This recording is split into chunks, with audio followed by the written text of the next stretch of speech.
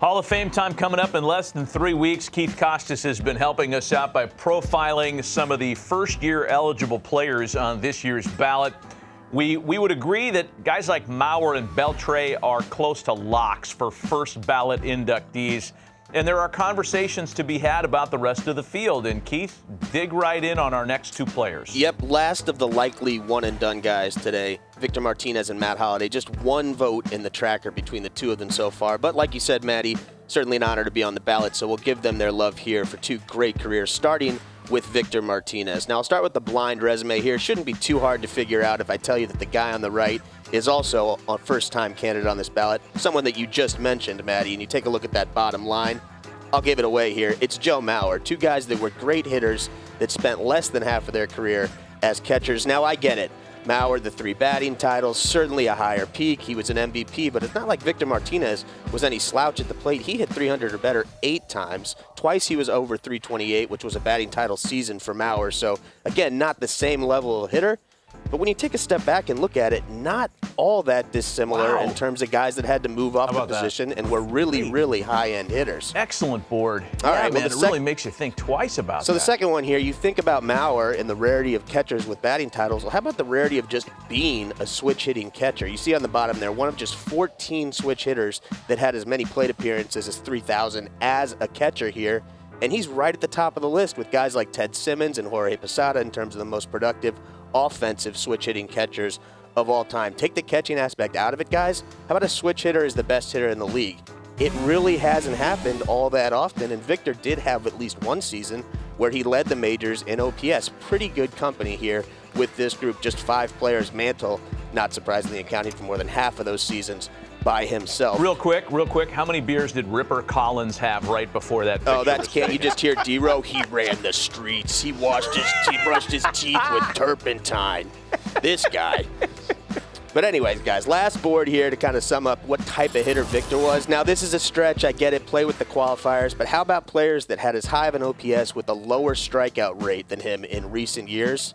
Now, again, there's a pretty big gap there in the OPS. Obviously, I'm not saying that he's Vlad Guerrero or Albert Pujols. Yeah, but front office was sabermetrically minded. Well, they were. They were sabermetrically minded, and that's why a guy who got on base like Victor Martinez was valued. Again, he's not those other two guys, but putting the ball in play and high OPS, pretty good company there for VMart. You have laid out a very compelling case as to why Victor Martinez should at the very least stick around on the ballot for a little bit. I mean, the Mauer comp was really striking for me. Yeah, that was interesting. I wasn't expecting to see that. And so that's and what I love about it is the way they relate as far as their percentage of games as catchers. You know, they started as catchers, they played a lot of games at catcher, but they also were a DH a lot of the time. And the one other thing I'll throw out here, guys, it was much less of a drop-off for VMart when he moved off the position compared to Mauer. Now, part of that is Mauer had such a high peak that he had the potential to fall from, but Victor only a 34-point difference in OPS catcher versus all of the positions.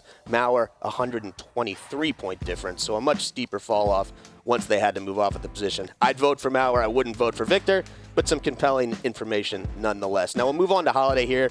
This blind resume would be a little bit more challenging for you guys. Full career comparison here. Let's take a look. Matt Holliday, any guesses at which active player is on the right side of this full screen? OPS is very similar. The whole on-base thing, it's hogwash Not in a sense. Not hogwash, Harold. It Active matters. player? A perennial MVP candidate in the prime of his career. Right team, wrong player. Freddie Freeman and Matt Holliday are the same player at this point in their career. Wow, holy cow. Now, we get it. Freddie Freeman's still at the peak of his powers. He's going to add to this case in the subsequent years.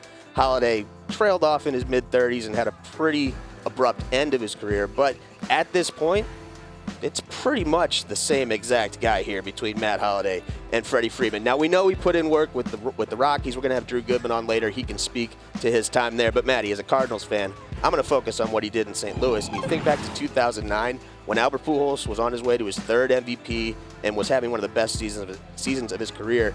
They go out and acquire Matt Holliday to be the Robin to his Batman. And he puts up better numbers than Pujols over those last 2 months of his season. So 1023 OPS, you know, the Cardinals are charging into the playoffs. And I don't know if you remember this, guys, but in the DS that year, Holliday had a very unfortunate defensive play that essentially ended the Cardinals' season. He was heading into free agency. He's a Scott Boras client. Proverbial thought was, wow, this guy played 2 months. He was great for the Cardinals, but at the end, He had this unfortunate play, and he's probably on his way out the door given who the agent was. Instead, he sticks around and becomes somewhat of a Cardinals legend. And I'll never forget this moment, Matty, how he ended his tenure with the Cardinals. Let's take a listen to the call. Holliday leading off, batting for the pitcher Martinez. Number 7, Matt Holliday. Fighting back tears in what could be his final plate appearance for the St. Louis Cardinals. It's 0-2. Holliday out to deep right. Yes, yes, yes, he did it in what could be his final plate appearance in St. Louis. I know. Opposite field home run. Unbelievable.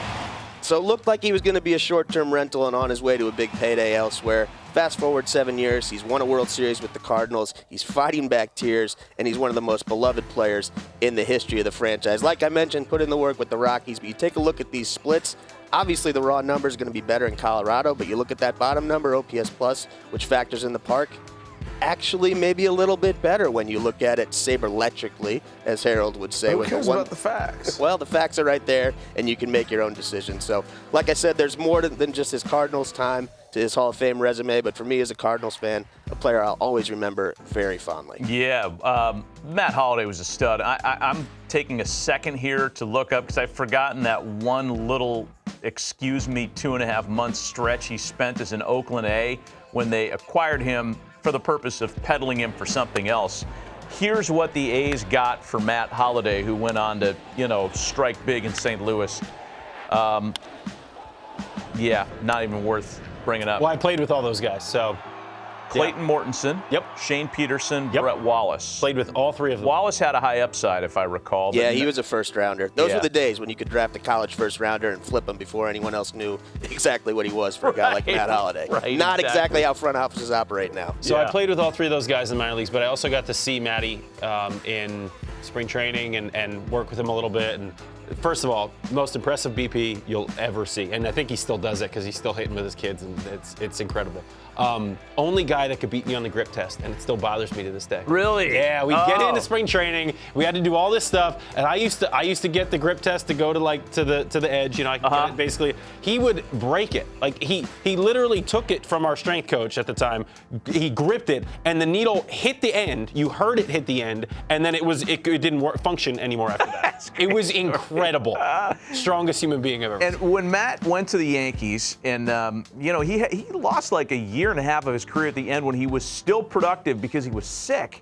Yep. And it was underreported. I mean, the numbers would have been even bigger for Matt, who was an absolute beast. Great as a player. Great profiles, Keith. Love it. Both of those guys. Awesome.